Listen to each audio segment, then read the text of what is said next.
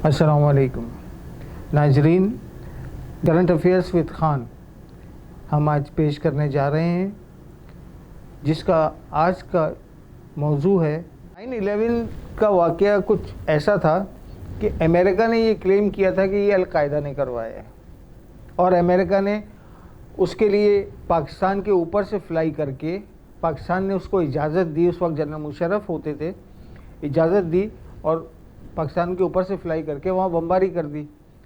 अफ़गानी या अलकायदा के जो लोग थे वो बेइंतहा मारे गए, कुछ छुप गए पहाड़ों में जाके, कोई कहीं गए।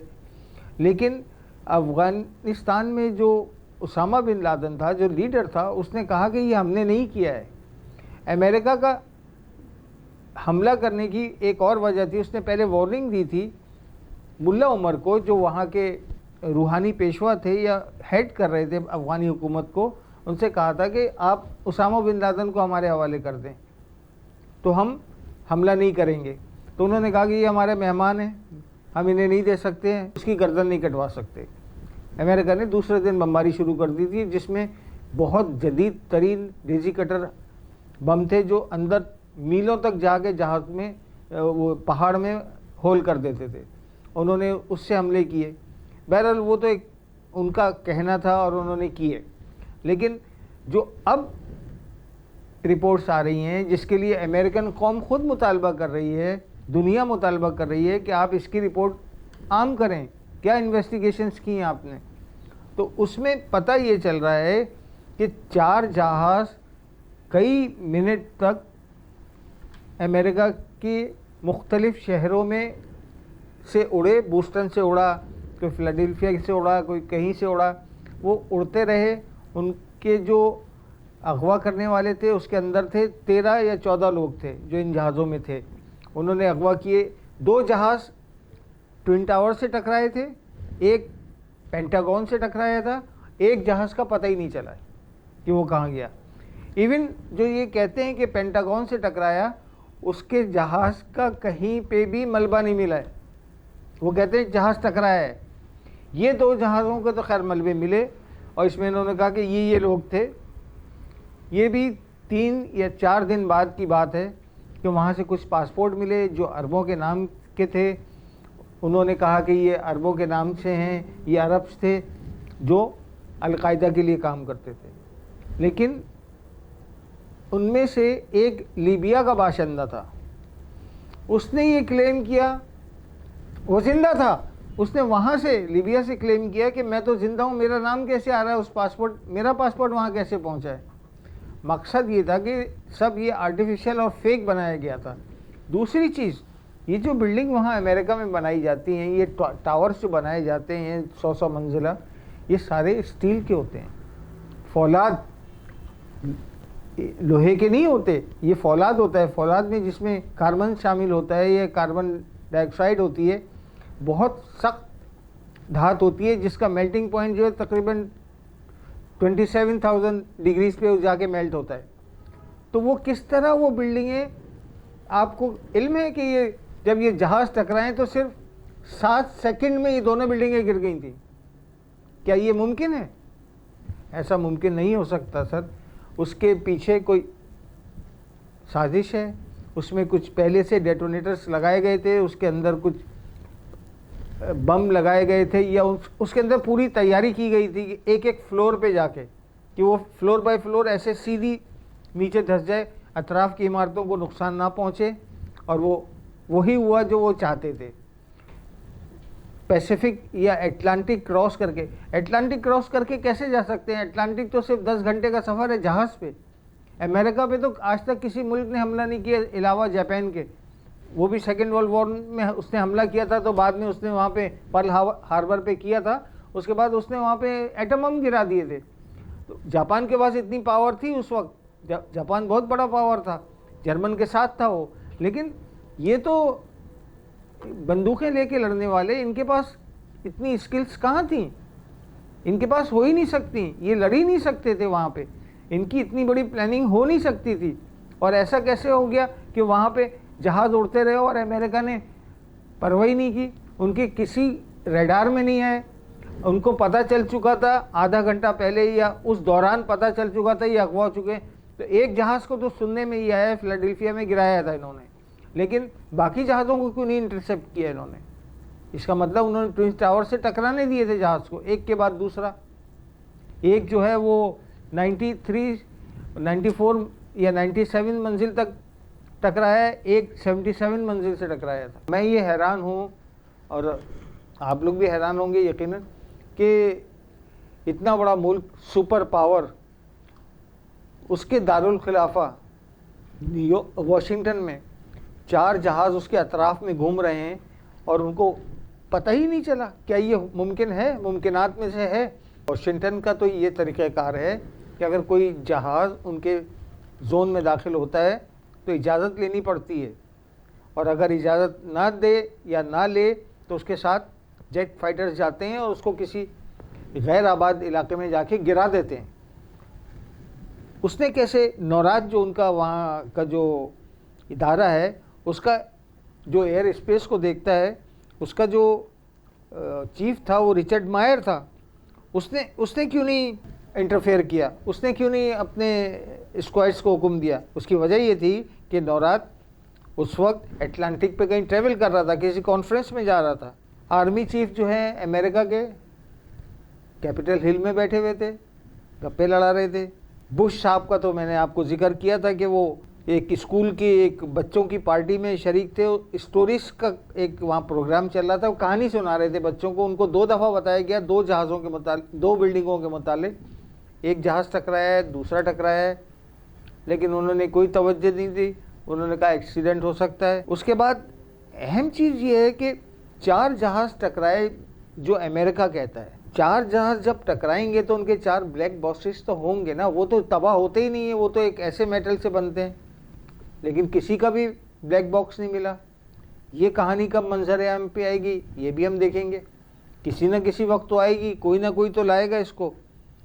और इन बिल्डिंग्स का 7 सेकंड में तबाह हो जाना, 7 सेकंड्स की कोई अहमियत नहीं होती सर। आप कोई चीज़ नहीं तबाह कर सकते। वो इतनी बड़ी बड़ी बिल्डिंग है, 7 मिनट में, जो फौलाद से बनी हुई, स्टील से बनी हुई, अमेरिका के कल्ब में, न्यूयॉर्क में, वो गिर गई। तो इसको कहने का मकसद ये है कि कोई कॉन्स्पिरेसी थी, कोई साजिश थी, जिसको अनफोल्ड होना है। एक ना एक दिन पता चल जाएगा दुनिया को।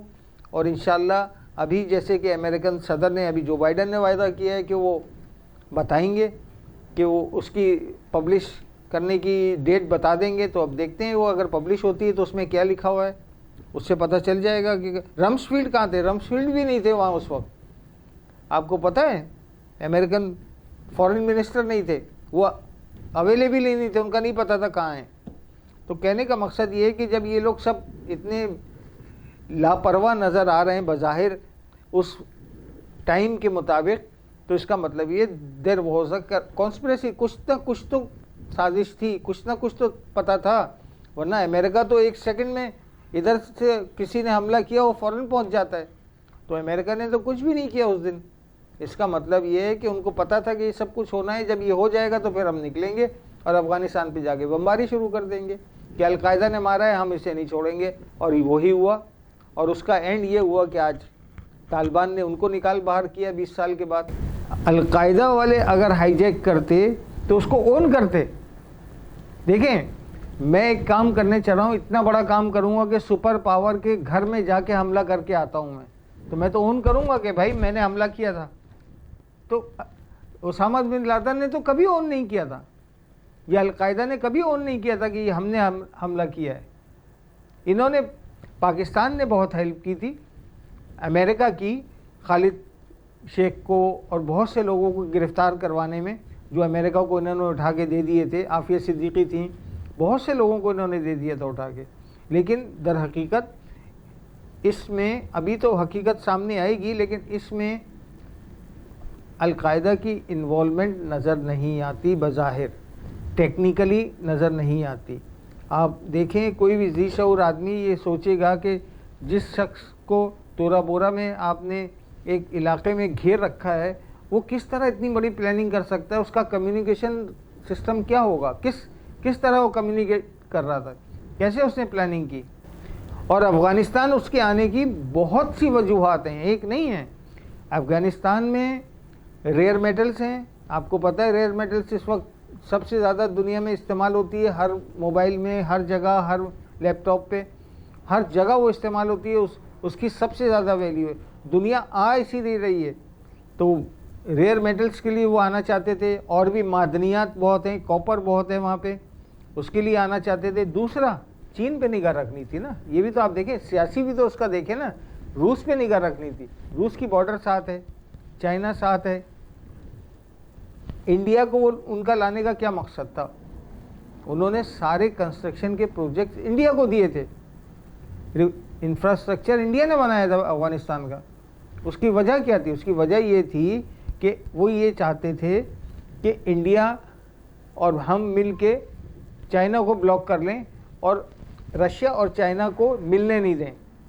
लेकिन वो ऐसा कर नहीं पाए, क्योंकि इंडिया में इतनी ताकत नहीं है, इतनी एबिलिटी नहीं है कि वो आईएसआई या पाकिस्तानी फ़ौज का मुकाबला कर सके।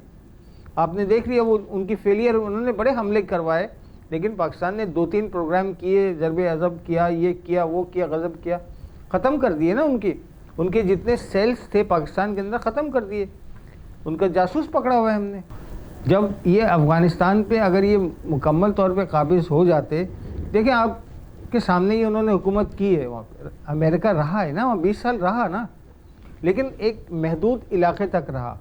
उन्होंने शुमाली इत्तेहाद को मिलाया हुआ था अपने साथ, मॉडरेट अफ़गानीज़ उनके साथ थे, वो उनके साथ रह के हुकूमत करते रहे। पाकिस्तान भी उनके साथ लिंक रखता था, ऐसा नहीं कि नहीं रखती, जाती लिंक होते थे उनके, लेकिन पाकिस्तान के ख़िलाफ़ उनकी ज़मीन इस्तेमाल होती रही जब तक अमेरिका रहा।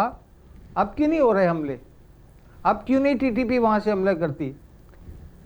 तहरीक तालिबान पाकिस्तान जो है, जिसको पाकिस्तान ने बॉर्डर से निकाल दिया है, वो वहाँ से हमला करती थी ना। अब नहीं कर रही, क्योंकि तालिबान ने रोक दिया है ना उनको।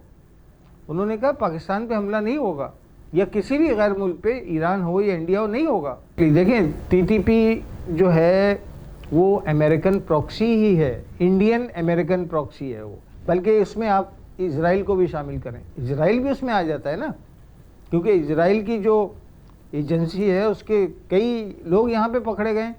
आपको पता है अभिनंदन का जब जहाज़ गिराया था, उस दिन एक और जहाज़ गिरा था, उसका पाकिस्तान गवर्नमेंट ने कभी नहीं बताया। कभी बताया? वो जो जहाज़ था वो इजरायली था। जो आपका विंग कमांडर जिसने ये शूट किया था, उसने 2 जहाज़ पे फायर किए थे, दोनों जहाज़ गिरे थे, उसका पायलट भी मर गया था, जहाज़ भी तबाह हो गया था। यह अभिनंदन बच गया था। अभिनंदन पाकिस्तान की ज़मीन में गिरा, दूसरा जहाज़ जो है वो उनकी ज़मीन में गिरा था, इंडिया की, लेकिन 2 जहाज़ थे। दूसरा जो है वो F-16 था इजराइल का, उसको दबा दी गई थी खबर। इसमें यानी कि ये तो कभी भी नहीं चाहेंगे, क्योंकि पाकिस्तान एक एटॉमिक पावर तो है ना, ये तो हकीकत है। अब वो नहीं चाहते कि कोई मुस्लिम एटॉमिक पावर वजूद में रहे, और वो भी इतनी डिसिप्लिन फ़ौज के साथ। पाकिस्तान की फ़ौज तो अब वन ऑफ द बेस्ट फ़ौज है। CIA तो आपको, ये पाकिस्तान की जो ISI है वो तो टॉप लिस्ट में, आप देख लें, किसी भी गूगल कर लें आप, ISI on the top list. इससे अच्छी कोई एजेंसी नहीं। CIA से नीचे, बहुत ज़्यादा रॉ से नीचे है, KGB से नीचे, सारी जितनी भी एजेंसीज हैं, they all are after ISI on the top. तो किसी वजह से आ रहा है ना नाम, पाकिस्तान ने तो नहीं डलवाया है नाम, किसी वजह से आ रहा है। अब पाकिस्तान को आप देखें, अब भी फाइनेंशियली कोई सपोर्ट नहीं है। FATF ने इनको ग्रे लिस्ट में डाला हुआ है, पाकिस्तान को IMF ने तंग किया हुआ है। पाकिस्तान में जब भी पाकिस्तान को ये लोग इतना कमज़ोर करना चाहते हैं कि पाकिस्तान इनसे भीख मांगे, लेकिन अल्हम्दुलिल्लाह पाकिस्तान में जो भी हुक्मरान रहे हो, चाहे उन्होंने करप्शन की हो, चाहे नहीं की हो, चाहे इमरान खान हो, चाहे वो इससे पहले वाले हों, उन्होंने ये नहीं होने दिया। और अब तक अल्लाह का करम है कि हम लोग इंडिपेंडेंट हैं अभी तक। पहले तो फिर भी उनके कहने पे वज़रा लग जाया करते थे, उनके कहने पे जनरल लग जाया करते थे। अब तो नहीं ऐसा होता है, अब तो इंडिपेंडेंट पॉलिसी है, दुनिया भर की ऐसी हो गई। अब इवन UAE और सऊदी अरब में नहीं लगा सकता है अमेरिका, क्योंकि इस वक्त अमेरिका इतना बैकफुट पे चला गया है कि कोई भी उसकी बात मानने को तैयार नहीं है। क्योंकि आप देखें, अमेरिका जिसका साथ देता है, अब अमेरिका ने, आपको याद होगा, सद्दाम हुसैन का साथ दिया था ईरान के ख़िलाफ़, उसी सद्दाम हुसैन को अमेरिका ने मारा। अमेरिका ने अफ़गानिस्तान के सदर का साथ दिया था, वो वहाँ से भाग गया, उसको नहीं बचा सका अमेरिका, खुद भी भाग गया और वो भी भाग गया। अमेरिका ने इससे पहले भी नजीबुल्लाह को फांसी शूट कर मार दिया गया था वहाँ के लोगों ने। अमेरिका कभी भी अपने जो साथी हैं उसका साथ नहीं देता। शाह ईरान का कब साथ दिया था? ईरान में जब इनकलाब आया है, शाह ईरान दर बदर फिरता रहा है। अमेरिका ने बड़ी मुश्किल से उसको वहाँ पे पनाह दी थी और वो बड़ी बुरी हालत में मरा है। तो मकसद कहने का, गद्दाफी अमेरिकन पिट्ठू था, क्या हुआ? वहाँ हमला कर दिया। अमेरिका अपने जो उसको उसका साथ देता है, कभी अमेरिका उसका साथ। इंडिया ने कितना सपोर्ट किया है, इंडिया का कितनी ज़मीन ले ली है चाइना ने लद्दाख की तरफ, लेकिन कभी नहीं अमेरिकन फ़ौजें उतरी हैं वहाँ पे लड़ने के लिए चाइना से। अमेरिका हमेशा लड़ता है अपनी प्रॉक्सीज के ज़रिए, अपने जैसे दाइश है, जैसे टीटीपी है या और कोई ग्रुप्स हैं, उनके ज़रिए लड़ता है। अमेरिका कभी सामने नहीं आता। अच्छा, बज़ाहिर जो अमेरिका ने हमला किया था अफ़गानिस्तान पे, वो लगता तो ये है कि उन्होंने अलकायदा के लिए किया था, उसको मारने के लिए किया था। पाकिस्तान की मदद उसमें शामिल थी, पाकिस्तान से सप्लाई रूट भी जा रही थी, सब कुछ हो रहा था पाकिस्तान से तो। लेकिन जो उसका मेन जो रीज़न है अमेरिका का अफ़गानिस्तान में आना, उसमें 2-3 वजूहात तो मैंने आपको अभी बताई हैं कि चाइना पे नज़र रखनी चाहता था, रशिया को ब्लॉक रखना चाहता था, रशिया की रियासतों में ताजिकिस्तान, उज़्बेकिस्तान और जितने भी तान हैं वहाँ पे, पाकिस्तान वगैरह, इनमें इंतशार फैलाना चाहता था। लेकिन उसका जो मेन टारगेट जो था वो ये था कि पाकिस्तान की एटमी तंसीबात को निशाना बनाया जाए, या इसको वीक किया जाए, या इनको बैकफुट पे लाया जाए, या इनको ड्रॉबैक करने का हुक्म दिया जाए कि आप अपने असलहा ज़ाये कर दें, या अपना न्यूक्लियर प्रोग्राम जो है वो पोस्टपोन कर दें, या बैकफुट पे चले जाएं। लेकिन पाकिस्तान की फ़ौज और पाकिस्तान की जो सिक्योरिटी एजेंसीज़ हैं वो इतनी अलर्ट हैं कि उन्होंने इस प्रोग्राम को भांप लिया था। इसीलिए आप देखें आज से 2 या 3 साल पहले इन्होंने फेंस लगानी शुरू करी थी, जो अब ख़त्म हुई है, 3 साल हो गए हैं। 2600 किलोमीटर का बॉर्डर है हमारा अफ़गानिस्तान के साथ। आप बताएं उस जगह पे फेंस लगाना आसान काम है, जो पहाड़ों पे चढ़ के नीचे उतर के वादियों में जाके इन्होंने लगाई है। लेकिन उसके बावजूद ये मैं कहता हूँ कि लग गई है, लेकिन सिर्फ फेंस ही लगना, और चौकियाँ भी उन्होंने तकरीबन 10-10 किलोमीटर या कुछ किलोमीटर्स पे लगाई हैं। इतना आसान काम नहीं होता वहाँ से तखरीबकारों को लेकिन एक फ़ौज नहीं आ सकती वहाँ से। आप समझ रहे हैं ना कि फौरी तौर पे फ़ौज नहीं आ सकती, रेडार्स लगे हुए हैं, सिस्टम्स लगे हुए हैं, तो ये फौरी तौर पे इंटरप्ट करेंगे कोई भी आएगा, और करते ही हैं। हमारे कितने फ़ौजी वहाँ चौकियों पे हमले होते हैं वहाँ पे, ताकि वो किसी तरह दाखिल हो जाए, लेकिन दाखिल नहीं हुए कभी वहाँ से। फ़ौजियों ने जाने दी हमारी, अभी भी चौकी पे एक पे हमला हुआ था हमारी फ़ौजी चौकी पे, उधर से, क्योंकि इतनी लॉन्ग रेंज राइफल्स हैं, स्नाइपर्स उनको दूर से मारते हैं।